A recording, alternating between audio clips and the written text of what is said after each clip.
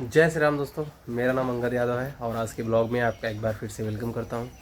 और दोस्तों, आज कुछ अलग टॉपिक से बात करने वाला था। बहुत बहुत इम्पोर्टेंट टॉपिक्स था, उस पर मैंने सोचा बात किया जाए कि बहुत सारे भाई लोग पूछते भी हैं और जो नहीं पूछते उनके लिए भी, जो ये बिगिनर्स के लिए जो वीडियो अपना फार्म स्टार्ट करना चाहते हैं और स्टार्ट करने में कोई परेशानी आ रही है, कोई समझ में नहीं आता है, तो मैं सोचा है कि इस पे वीडियो बनाकर बात किया जाए। वीडियो थोड़ी लंबी होगी पर कोई बात नहीं, इस पर स्किप मत करना और चीज़ों को ध्यान से देखना। मैं बात करने वाला हूँ कि मोस्टली जो फॉर्म शुरुआत होते हैं वो बंद क्यों हो जाते हैं एक साल के अंदर अंदर में, तो इन्हीं सारी चीज़ों पे कुछ बात करने वाला था।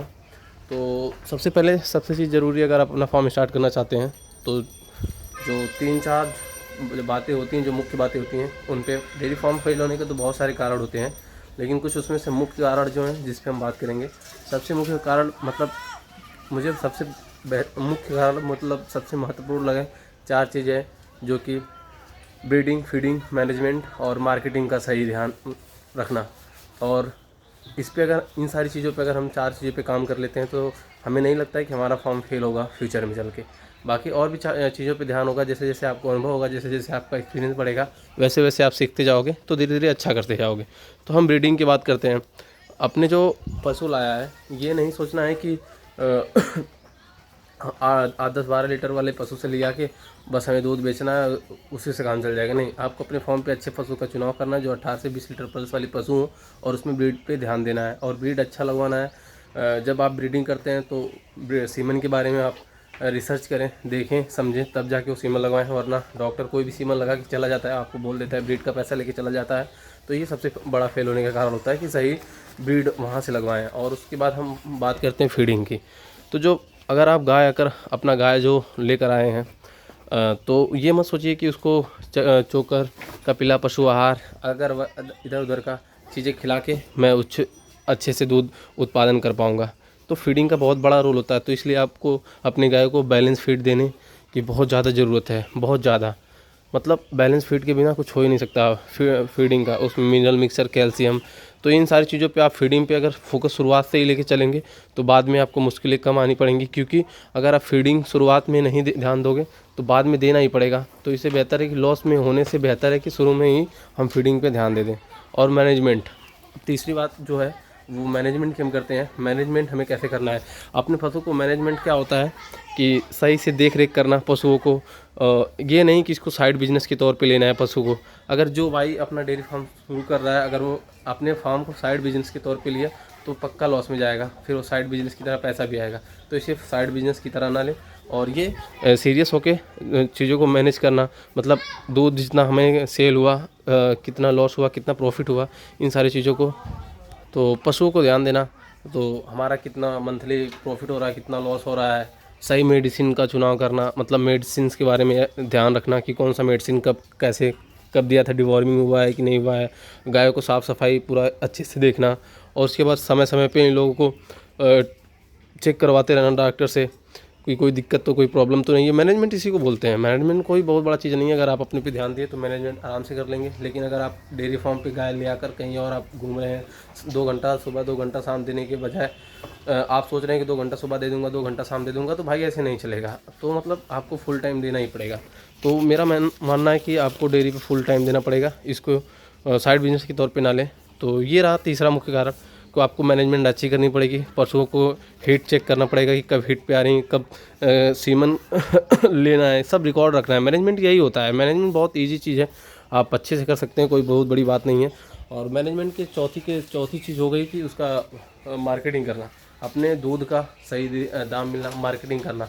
जब आपका दूध सही रेट में नहीं जाएगा तो आपका फार्म फेल होने का सबसे बड़ा चांस होता है, क्योंकि आपका दूध का सही दाम जब नहीं मिलेगा तो आप अच्छा फीड मैनेजमेंट नहीं कर पाओगे। तो इसलिए शुरू से ही प्लानिंग करके चलना कि हम अपने चीज़ों को कैसे, अपने दूधों को कैसे मैनेज करेंगे। अगर आपके दूध का रेट सही नहीं मिल रहा है तो आप अपने दूध का बाय प्रोडक्ट बना के सेल करने की कोशिश करिए, क्योंकि इसमें दिमाग लगाना ही पड़ेगा। अगर आप दिमाग नहीं लगाएंगे, आप सोचेंगे कि बस दूध बेच के हम अपने फॉर्म को प्रॉफिट बना लेंगे, तो भाई बिल्कुल भी नहीं चल पाएगा। आपको अपने फॉर्म पे 24 घंटा केयर करना पड़ेगा। तो इसीलिए फॉर्म पे पूरा टाइम देना पड़ेगा और अपने दूध के बारे में सोचना पड़ेगा कि मैं दूध कैसे सेल करूं। दूध 40 रुपये लीटर सेल करना बहुत बड़ी बात नहीं है। दूध को और किसी और तरह कैसे यूज किया जाए, दूध को 40 लीटर से छोड़ उठा के हम किसी को 50 लीटर 60 लीटर प्रति लीटर के हिसाब से कैसे ले जाएं, ये मैनेज करना होगा, आपको ही सीखना होगा। ये ही मार्केटिंग होती है। और मैं सबसे बड़ी बात ये होती है कि लोग सोचते हैं कि जो शुरू में फॉर्म खोलते हैं उनके दूध पे अच्छा रेट नहीं मिलता है, तो जो कस्टमर दूध लेने आता है सोचते हैं पानी या फिर कुछ और ऐड करके मैं उसको दे दूंगा तो मेरा रिकवर हो जाएगा, मैनेज हो जाएगा। तो भाई ऐसा मत करो। अगर आपके फॉर्म पे जो दूध का सही रेट नहीं दे रहा है उसको दूध बंद कीजिए देना, क्योंकि आप उसको दूध का आपको सही रेट तो देगा नहीं। आप उसको दूध दे दोगे पर वो दूध का जो आपकी क्वालिटी थोड़ा सी ख़राब होगी, पानी डाल लेंगे या फिर कुछ और करेंगे, जो मैनेज करने के चक्कर में रहेंगे, उससे आपकी जो है पब्लिसिटी जो मार्केटिंग वो ख़राब होगी। तो माउथ मार्केटिंग बहुत बेहतरीन चीज़ होती है। अगर आप क्वालिटी वाला दूध देंगे तो 4 लोग कहेंगे कि भाई अच्छा दूध है, अच्छा क्वालिटी की है। अगर आप उसमें पानी मिला के देंगे तो वो नहीं देखेगा कि आपने पानी मिलाया है अपने कॉस्ट मैनेज करने के लिए कि हम दूध का रेट क्या देते हैं, वो ये नहीं देखेगा। वो ये देखेगा कि आपकी दूध की क्वालिटी कैसी है। इसलिए भाई जो अच्छा रेट दे उसी को ही अपने फॉर्म पे दूध दें। जो अच्छा रेट नहीं दे सकता है उसे सीधे सीधे मना कर दें और अपना दूध कहीं और सेल करने का विचार करें। ये नहीं कि अपना दूध किसी भी तरह मैनेज करें। तो ये चीज़ें हो गई, तो मार्केटिंग पे ध्यान देना ही पड़ेगा। ये नहीं कि बस दूध बेचकर पैसा कमाना है। और भी किसी और भी सारे मुख्य कारण हैं, जैसे कि गायों से लगाव होना। अगर जिन चीज़ों को अगर आपके पास अगर आपके अंदर गायों से प्रेम नहीं है, पशुओं से लगाव नहीं है, जानवरों से प्यार नहीं है, बस आप इसको बिजनेस के तौर पे करेंगे तो आप पक्का फेल हो जाएंगे, 110% फेल हो जाएंगे। तो इसलिए पशुओं से लगाव रखना, इनकी अच्छे से देख रेख करना, समय समय पे इन्हें क्या प्रॉब्लम, इनकी तकलीफ हो, इनके इमोशंस को पहचानना होता है कि इन्हें प्रॉब्लम क्या हुआ है। आप मानोगे नहीं, जितनी भी गाय हैं मेरी सारी, वो सामने रोड से कोई भी गुजरेगा उन्हें कोई केयर नहीं करता है। अगर मैं कहीं बाहर चला जाता हूँ 2-4 घंटे के लिए फॉर्म पे नहीं रहता हूँ, बाहर से आता हूँ तो सारी मुझे देख के चिल्लाने लगती हैं। तो ये होता है, एक तुम्हारा खुद अटैचमेंट होना चाहिए। जैसे तुम्हारा अटैचमेंट गायों के साथ होगा वैसे वैसे गाय का भी अटैचमेंट आपके साथ जुड़ जाएगा। तो सबसे बड़ी चीज़ें होती हैं गायों से लगाव रखना, इनको प्रताड़ित नहीं करना, इनको मारना नहीं, इनको इनके ऊपर गुस्सा नहीं करना। शुरू में चीज़ें होंगी कि कोई गाय बीमार हो गई, कोई तो गाय दूध नहीं दे रही है, तो ये नहीं कि इसको मारिए पीटिए तब जाके दूध देगी। मारेंगे पीटेंगे तो बिल्कुल दूध नहीं देगी। इसलिए बहुत कूल माइंडेड होकर फॉर्म पे काम करना पड़ता है। तो इसलिए तभी फॉर्म आप सक्सेस हो पाओगे। सबसे ज़्यादा योगदान ये होता है कि आप अपने पशुओं से लगाव रखिए, प्यार रखिए, प्रेम रहेगा तभी आप आइए। अगर आपको गायों से लगाव है, पशु जानवरों से लगाव है, तभी आप डेयरी फार्म को चुनाव कर सकते हैं। अदरवाइज आप प्लीज़ डेयरी फार्म का चुनाव ना करें, वरना आगे जाके आपका डेयरी फार्म बंद होना ये होना। आप ये नहीं कि फीडिंग कर रहे हैं तो ऐसे ही फेंक दिया, कुछ भी नहीं। इनको एक अपने जैसे फैमिली मेम्बर की तरह ट्रीट करते हैं लोगों से, इससे भी अपने गायों के साथ वैसा ही व्यवहार करना पड़ेगा आपको, तभी आप सक्सेस होंगे। और सबसे लास्ट बात ये है कि यूट्यूब पे बहुत सारे फार्मर बोलते हैं आके कि भाई बहुत फ़ायदा होता है, बहुत बढ़िया प्रॉफिट होता है।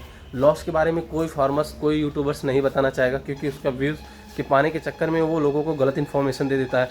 तो आप यूट्यूब के चकाचौंध पे ना जाएं। अगर आपको डेयरी फार्म शुरू ही करना है तो आप अपने से समझ के करिए। और ऐसा लगता है कि अगर आपको डेयरी फार्म 4 महीने 6 महीने पहले आगे शुरू करना है तो आप अभी से चीज़ों की इन्वेस्टिगेशन करें। हो सकता है किसी फॉर्म पे विजिट करें, वहाँ से ट्रेनिंग लें, गायों के बारे में जानें। अगर आपने फॉर्म जल्दबाजी में खोल ही दिया है तो भी गायों के बारे में रिसर्च करते रहें और लोगों से जानकारी लेते रहें, सीखते रहें।